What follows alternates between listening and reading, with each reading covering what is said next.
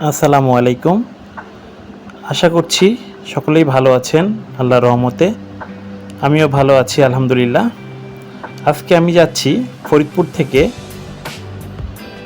পাতরাইল জামে মসজিদ, অর্থাৎ ঐতিহাসিক পাতরাইল মসজিদ বা আউলিয়া খান জামে মসজিদ নামেও যেটি পরিচিত। আমি আমার বাইক নিয়ে যাচ্ছি। ফরিদপুর থেকে ভাঙ্গা গিয়ে ভাঙ্গা গোল চত্বর থেকে ঢাকা অভিমুখী পুলিয়া বাজার নামক স্থানে গিয়ে সেখান থেকে 4 কিলোমিটার ভিতরে গেলেই এই ঐতিহাসিক মসজিদের অবস্থান। খুবই চমৎকার এবং দৃষ্টিনন্দন একটি মসজিদ। ইতিহাস থেকে জানা যায় এই ঐতিহ্যবাহী আউলিয়া খান জামে মসজিদ 1393 হতে 1410 খ্রিস্টাব্দের মধ্যে গিয়াসউদ্দিন আজম শাহ নির্মাণ করেন।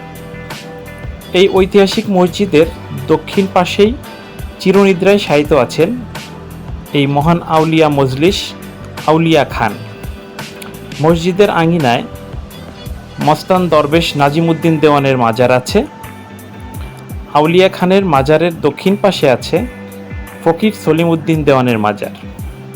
জনশ্রুতি আছে অত্র এলাকায় প্রজাদের পানীয় জলের সমস্যা নিরসনকল্পে ও ইবাদতের জন্য মসজিদের পাশেই 32.15 একর জমির উপর একটি দিঘি খনন করেন। বর্তমানে এটি ভাঙ্গা উপজেলাধীন পাতরাইল দিঘির পার আউলিয়া মসজিদ নামে বেশি পরিচিত। মসজিদটি বর্তমানে প্রত্নতত্ত্ব বিভাগের নিয়ন্ত্রণাধীন আছে। যেহেতু মসজিদটি ঢাকা হতে দক্ষিণবঙ্গের হাইওয়ে রাস্তা সংলগ্ন, সেহেতু মসজিদটি সহ উক্ত দিঘিটিকে পর্যটন কেন্দ্র হিসেবে ঘোষণা করে উন্নয়ন করলে যথেষ্ট রাজস্ব আয় বৃদ্ধির সম্ভাবনা রয়েছে। আপনারা দেখতে পাচ্ছেন সেই বিখ্যাত মসজিদটি। আমি চারপাশ ঘুরে ঘুরে মসজিদটির ছবি ভিডিও সংগ্রহ করার চেষ্টা করেছি। আমি যে মুহূর্তে ভিডিও করছি তার আপনারা দেখতে পাচ্ছেন কি নিখুঁত সুন্দর কারুকাজ করা রয়েছে মসজিদের দেয়ালে।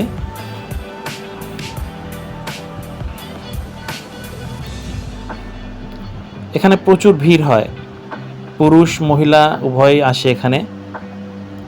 এবং আজকে যেহেতু শুক্রবার জুম্মার দিন, স্বভাবতই এই মসজিদে এমনিতেই ভিড় হয়, তারপরে আজকে যেহেতু জুম্মার দিন সেহেতু আরও বেশি ভিড় হয়েছে। আমি এই মসজিদেই জুম্মার নামাজ আদায় করার নিয়ত করে এসেছি আজকে, মূলত ফরিদপুর থেকে। এবং আমি যখন ভিডিও ধারণ করছি তখন নামাজ তার ঘণ্টাখানেক পরেই শুরু হবে, জুম্মার নামাজ তার ঘণ্টাখানেক পরেই শুরু হবে। অর্থাৎ আমি 11:30 পৌনে 12টার দিকে পৌঁছে গিয়েছিলাম। দেখতে পাচ্ছেন কিছু পাথর। মূলত মসজিদের সামনের অংশটুকুতে শামিয়ানা টানিয়ে দিয়েছে, এই জন্য সামনের দিকটা সুন্দরভাবে ভিডিও ধারণ করা সম্ভব না। যেহেতু আপনারা দেখতে পাচ্ছেন উপরে রৌদ্রের কারণে এখানে প্রচুর ভিড় হয় নামাজের জন্য, নামাজে প্রচুর মানুষ হয় এখানে, এই জন্য এখানে রোদের হাত থেকে বাঁচার জন্য উপরে একটি শামিয়ানা টানিয়ে দিয়েছে। তারপরও আমি চেষ্টা করেছি সব দিক থেকে ভিডিও ধারণ করার জন্য।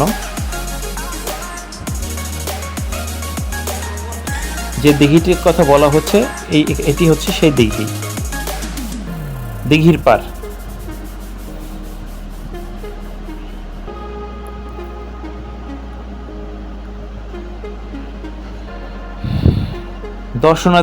দর্শনার্থীদের কথা ভেবে এখানে ছোট মেলার মতো বসেছে।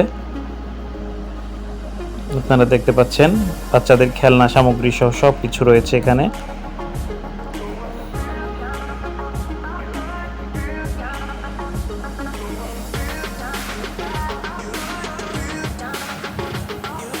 টুপি এবং বাচ্চাদের খেলনা।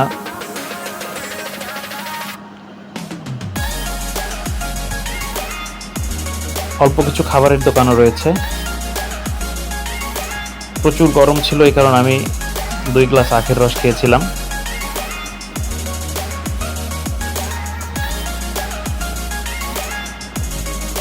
সম্ভব হলে এখানে এসে ঘুরে যাবেন, ভালো লাগবে। যেহেতু ঐতিহাসিক স্থান, সেহেতু এর একটি আলাদা মূল্য রয়েছে।